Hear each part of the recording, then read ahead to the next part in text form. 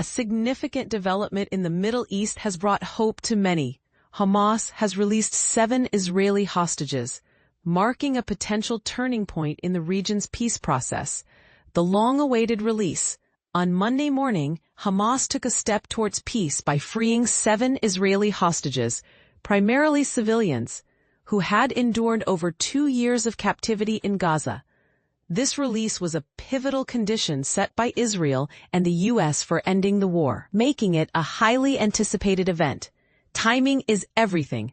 The release commenced just before President Trump's arrival in Israel, strategically timed to coincide with his Middle East trip, focused on solidifying the Gaza peace plan. This sequence of events adds a layer of political significance to the release. The release process. The agreement mandated Hamas to release all 20 live hostages by noon on Monday. But here's where it gets intriguing. The first 7 hostages were freed shortly after 8 a.m., with Hamas transferring them to the Red Cross for handover to Israeli forces within Gaza.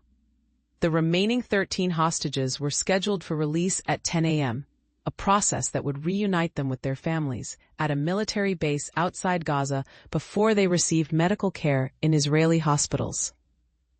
These hostages had endured a harrowing 2 years in underground tunnels, with scarce food, water, and medical attention for injuries sustained during Hamas's October 7th attacks. Israeli authorities fear that many may be in critical health conditions. A complex agreement. The deal also requires Hamas to recover the remains of 28 deceased hostages, including 2 Americans, Itai Chen and Omer Nutra. Hamas claimed ignorance of the exact locations of all the bodies, citing militants' deaths and rubble-covered graves.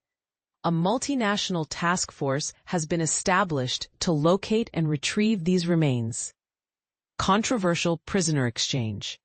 In exchange for the hostages, Israel agreed to release 250 Palestinian prisoners serving life sentences, excluding only 24.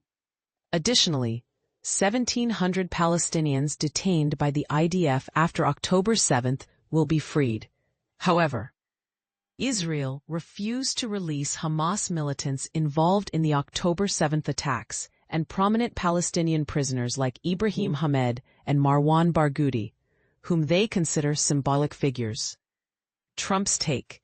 President Trump has made bold statements regarding the Gaza deal, declaring the war over and suggesting it might be his most significant achievement. He also plans a leaders' summit in Egypt to discuss Gaza, further emphasizing the deal's importance. This complex situation raises questions. Is this release a genuine step towards peace, or are there hidden complexities? What are the long-term implications for the region? And how will the controversial prisoner exchange shape future relations?